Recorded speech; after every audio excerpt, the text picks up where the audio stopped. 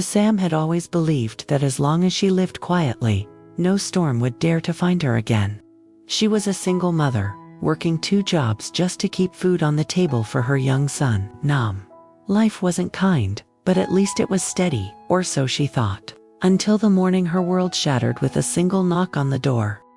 A stern-looking courier stood outside, holding a stack of documents thicker than a dictionary. "Are you too, Sam?" he asked. She nodded cautiously. "You've been officially summoned to court. You are being sued for property infringement and emotional damage." Her hands froze. The document trembled in her grip. What property? What damage? What was this absurdity? By the time she reached the last page, her legs had turned to water. The plaintiff was Ly Tu Diem, her ex-husband's mother, the woman who had once sworn never to let Sam live in peace after she escaped with her child. The lawsuit claimed that Sam had stolen family assets when she left 5 years ago, assets she never even touched. Fear clawed into her chest. If she lost, she wouldn't just owe an impossible sum of money. She could lose custody of her son. Lee was helping fix his car outside his small workshop when his phone buzzed. It was a message from Sam. Just 3 words. "I'm being sued." He dropped the wrench immediately. Lee wasn't just her friend. He was the one who had silently stood beside her through every hardship. The one who had given her hope again. And now, someone was threatening to destroy everything she had fought for. His expression hardened. No matter what it took, he would not let her face this alone. Little did they know, this was not just a lawsuit. It was a trap, carefully crafted to drag them both into a storm far darker than they imagined. An unexpected lawsuit drags both Sam and Lee into a legal vortex. Part 2. The courthouse felt colder than Sam expected. Not because of the air conditioning, but because of the stares. Judgmental, curious, some even amused. To them, she was just another scandal.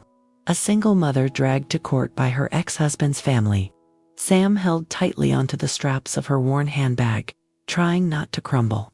Lee walked beside her, steady and silent like a shield. When they reached the registration desk, the clerk didn't even look up. Defendant or plaintiff? Sam opened her mouth, but no sound came out. Lee answered for her. Defendant, name. To Sam. The clerk stamped a document lazily. Your lawyer. We haven't hired one yet, Sam whispered, shame burning her cheeks.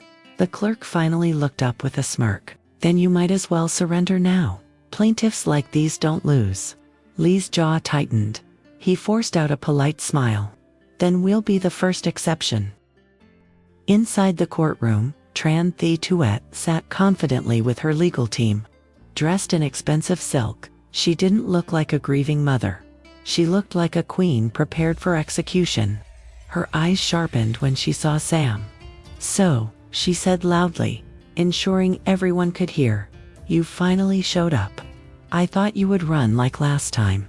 Sam's fingers clenched into fists, but Lee stepped forward before she could respond. Mrs. Tu Diem, he said calmly, this isn't a marketplace. Save the theatrics for later. The entire room fell silent. Tu Diem laughed mockingly. Ah, the mechanic boy. I heard you've been following her like a dog. How loyal. Lee didn't react, but his voice was razor sharp. I'm here because she deserves someone on her side. Something she clearly never got from your family. The judge entered before Tu Diem could respond. As the session began, Tu Diem's lawyers presented exaggerated claims. Fabricated bank transfers, showing Sam stealing money. Edited photos suggesting she had sold property illegally. Witnesses claiming she had verbally abused the family. Sam's eyes widened. They had gone beyond lies, they had forged her past. Finally, the judge turned to her. Defendant to Sam. Do you have anything to say in your defense? Her voice trembled. I don't know how to prove something I never did. Her hands shook so hard she almost dropped the microphone. Then Lee stood up. Your Honor, he said firmly, I request permission to speak on behalf of the defendant. The entire courtroom turned toward him.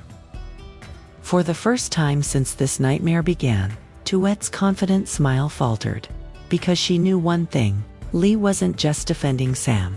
He was about to expose something she had hidden for years. The judge adjusted his glasses. "Mr. Ly, I will allow you to speak, but remember, this is a court of law. Present only factual evidence." Ly nodded. "Understood, Your Honor."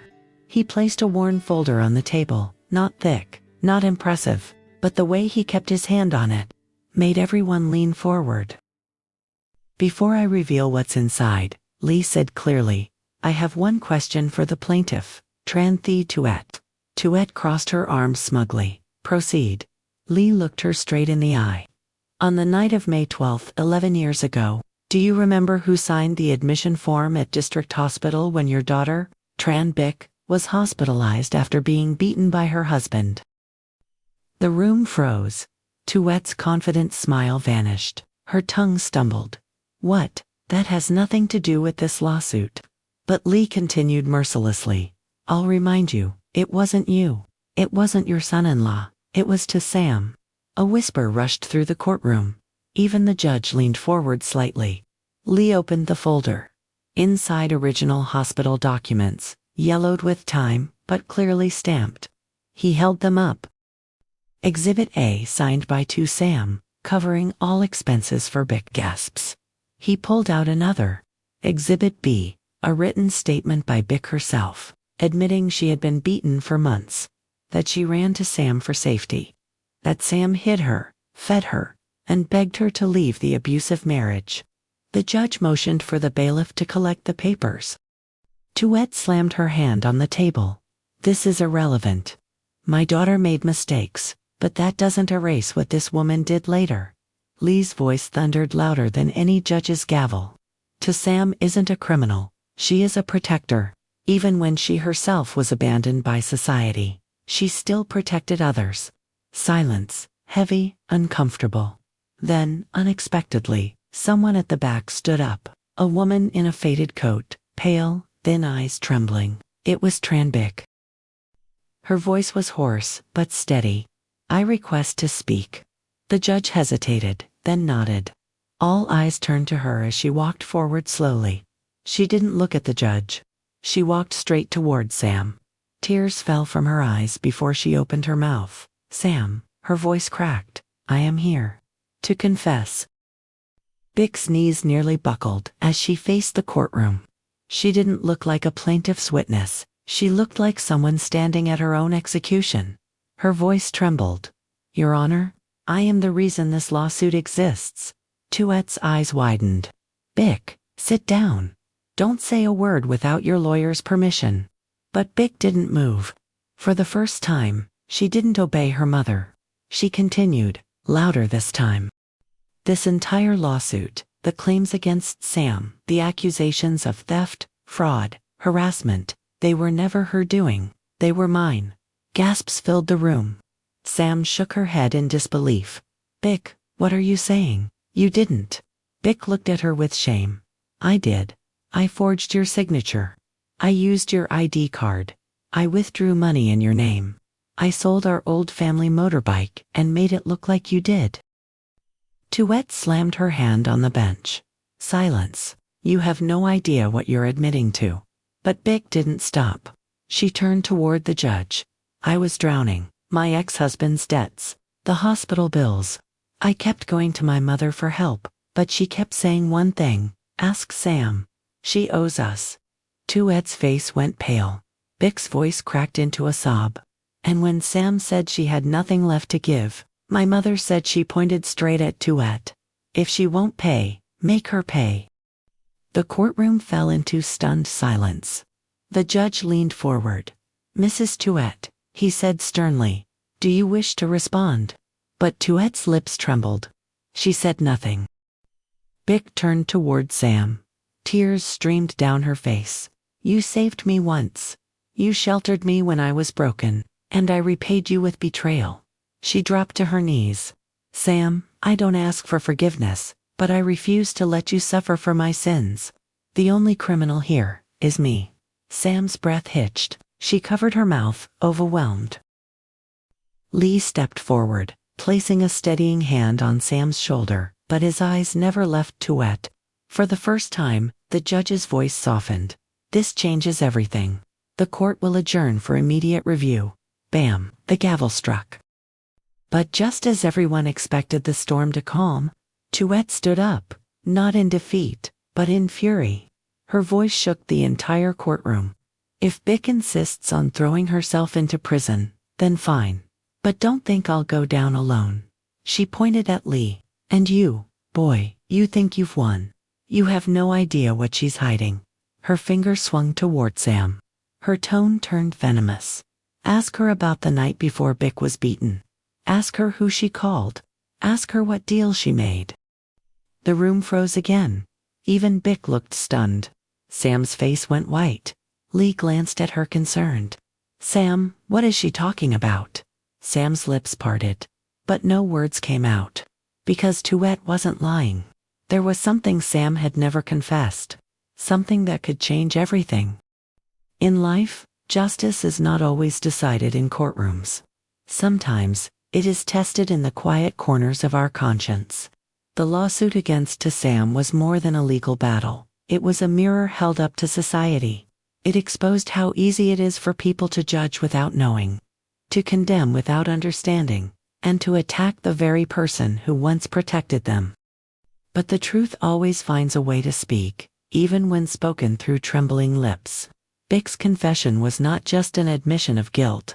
It was an act of courage, the kind that only blossoms when a person decides to stop running from their past. She proved that taking responsibility for one's mistakes is braver than pretending to be innocent. And what about Sam? She stood in court not because she was weak, but because she was too kind to fight back. Her silence was not a sign of guilt, but of a heart that had suffered quietly for too long. People like her often become targets not because they are wrong, but because they refuse to hurt others, even when they are being hurt. The world needs more people like Ly, those who stand beside the innocent, not because they are asked to, but because their conscience demands it. True strength is not about winning arguments. It is about protecting those who cannot protect themselves. This story teaches us. Kindness can be misunderstood. Silence can be mistaken for weakness, and the truth can be buried, but never killed. When faced with lies, betrayal, or injustice, we have only two choices: either join the crowd that throws stones, or stand beside the one being hit, and become their shield. In the end, justice is not merely about proving who is right or wrong. It is about choosing who we become when no one else is watching. There is one truth people often forget. Justice may punish, but only forgiveness can heal. Bic will serve her sentence, as she should, but prison alone cannot transform a person. Only sincere remorse and the willingness to change can do that. And sometimes, a single act of forgiveness is enough to plant that seed of change.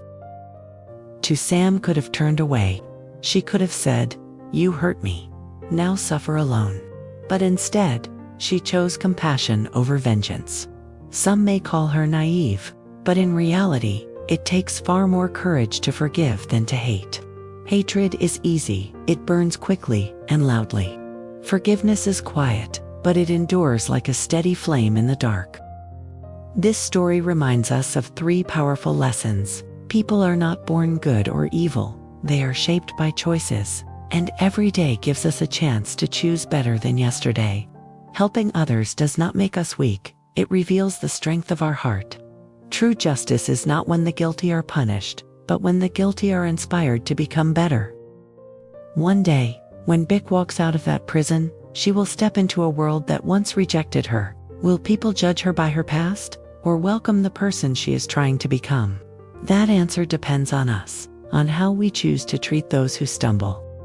So let this be our final reflection. When someone falls, don't be the foot that pushes them deeper into the ground. Be the hand that offers them a way back up. Because someday, we too might be the ones needing that hand.